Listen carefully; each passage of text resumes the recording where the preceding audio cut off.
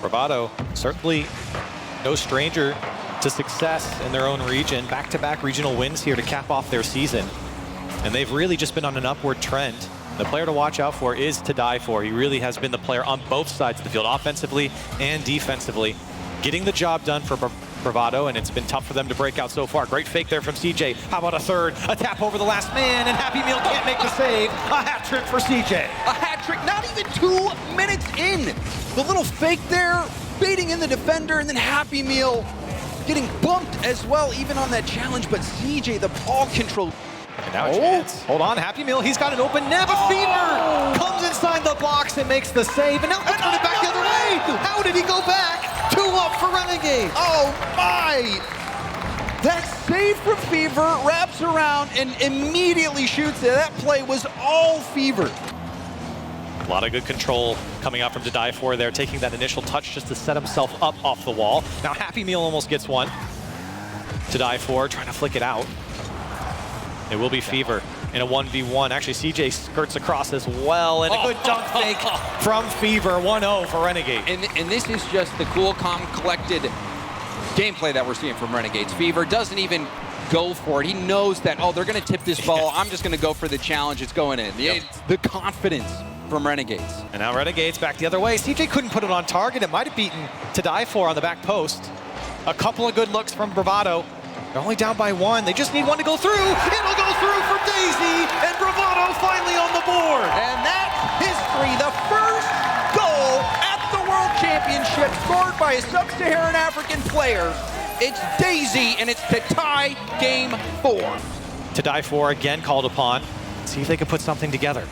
Solid tip pass. Fever had it read quickly. Daisy, hard backward hit. CJ, it's awkward for him. Leaves it for Kami. Now Kami out to Fever. Fever double tap off the ceiling. Flip reset. Oh, Fever! Ceiling double tap. Flip reset to seal the deal. And the Renegades take down Bravado Gaming. They know that they need to find a way to gain possession, and you can't afford misses like that, but you also don't want to be reckless with how you're touching the ball out to the sides and towards the midfield, because if you start not thinking about where you're putting it, you're going to end up putting it right into where Optic's waiting. And Drees playing a little bit more laterally. Great cut into the box.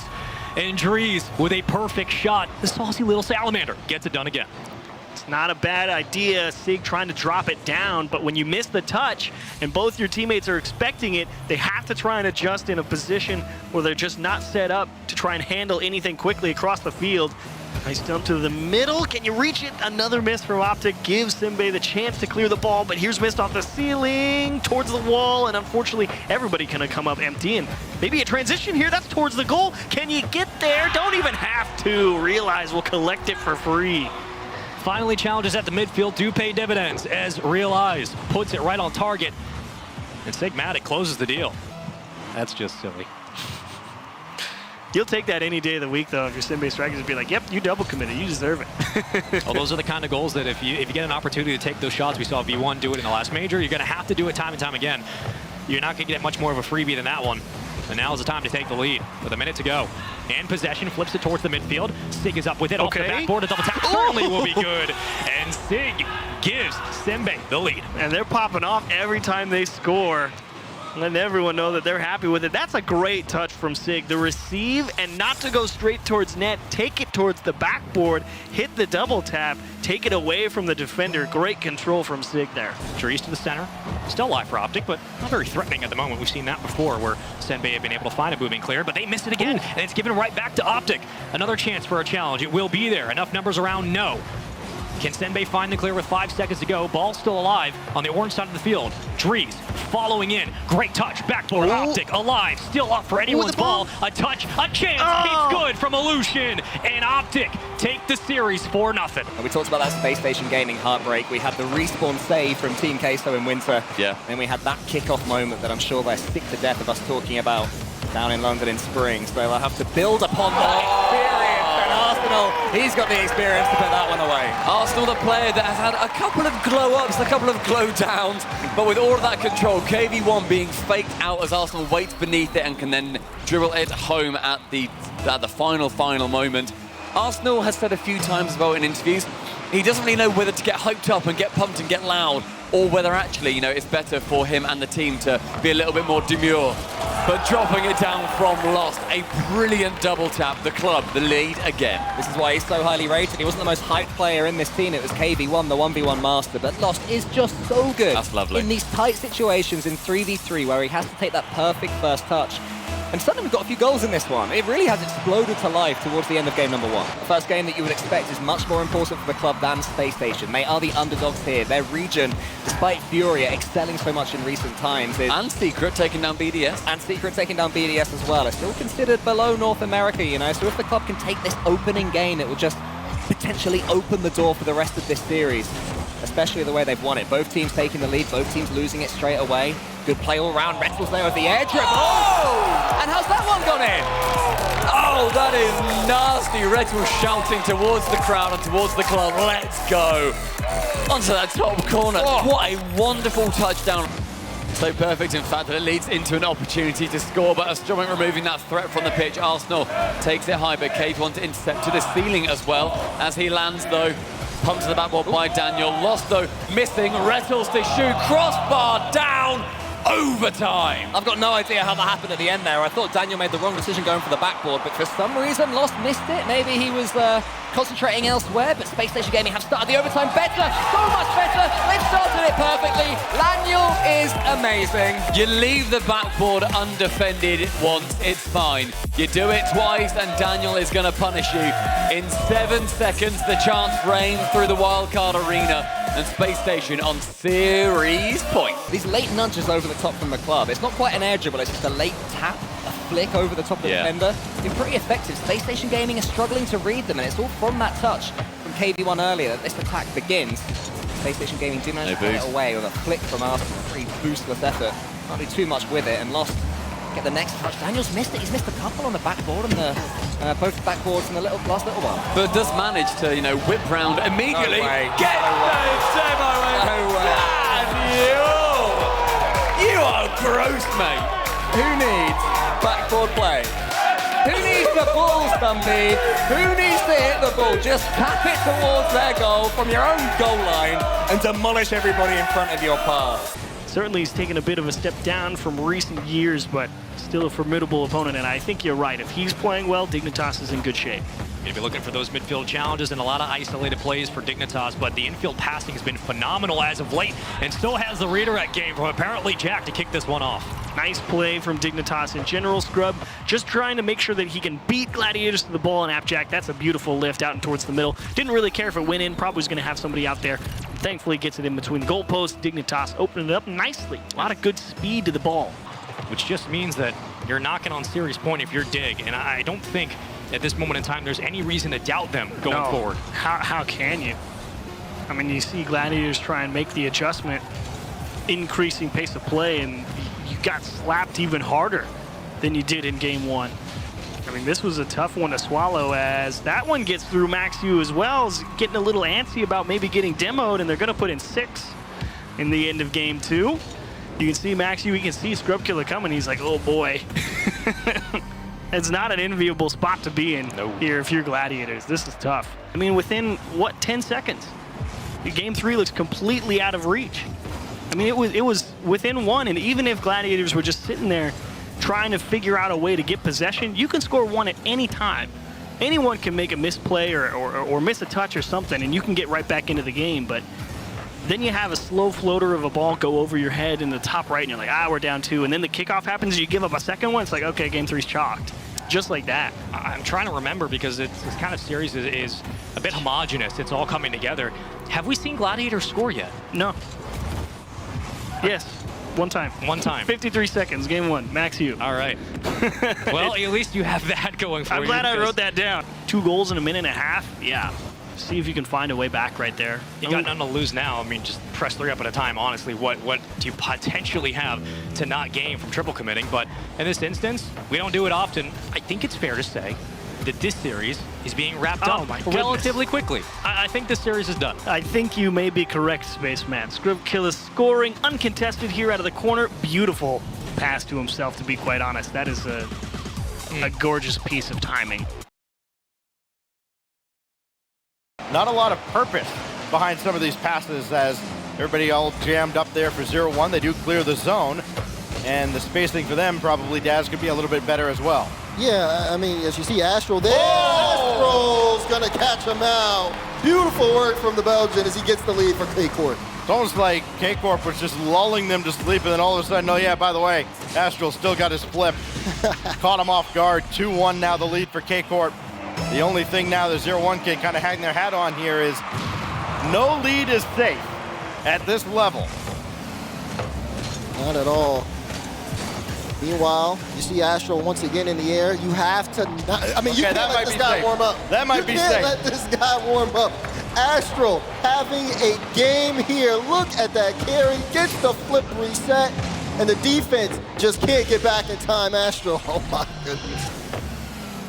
One of the teams that has probably had the least preparation for this event. Delayed getting here with their flight. They look like a team that has had plenty of practice as they continue to hold their own against K-Corp, but sometimes something like that happens. Nolly just has this shootout like a cannon, and there's nothing 0-1 could do. I mean, it's a heater of a pass, and I mean, he matched that energy with the shot. They mentioned very briefly, talk about Astral and his public perception. Look, all the guy does is either score or help his teammates score. And he does both exceptionally well. Almost identical scoring and assist totals, but nothing on the defensive end can stop Mawson as he goes right through the defense of K-Corp like a hot knife through butter. Oh, they're trying their best. But the reality is that version 1, they've pretty much sealed the deal here on game number 1. They brought out the chisels, they set in stone, and oh my word, they might even be able to add to the masterpiece. 4-1 here with 1 second to go. And this is kind of what we expected out of game number 1. Pirates start off a little bit strong, but as time goes on, version 1 finds their comfort. I appreciate what they were doing here, though. We said keep up with the pace of play. Darth trying to go for a bit of a pre-jump there, get in the way of the ball, or at least get a 50-50. And although it doesn't work out, if they want to win, that's how they've got to do it at this point here. This is the exact type of gameplay we need to see out of the Pirates, and although it is not necessarily working out for them here in game 1 and 2, we got a long series ahead of us. We still got 3 and 4 at minimum, and potentially more if we keep on going. But as Khan puts in a 4th goal, we have the same scoreline as game number 1, so still a little bit of work to be done. It's more surprising in the ways that they are doing it. I feel like this is a team where we've seen so many mechanical plays from them, especially from Beast Mode in particular, but right now it's just kind of the Beast Mode and Calm show. They're working on their 2-team passing plays, and it's working out well. Speaking of which, there we go early on, the back and forth pinball action in front of the net, and version 1 score within 8 seconds. The sort of position that you're going to see Torment in a lot throughout this. Get the 2 passing plays going, and then Torment knows every single time. He's a couple of steps ahead of everybody, knows when he can go, knows when he can't, knows when he just needs to be the axis for the rest of his team. Off the backboard yet again. This has been where the majority of the goals have been. Woo! That is, well, the triad of attempting to try and get to the ball. As Beast Mode starting past everybody, almost found the reset to hook it back around. They're going to keep going for this one, especially with, can they get that off the crossbar one more time? Beast Mode sees that his shot is saved. V1 putting the plays together.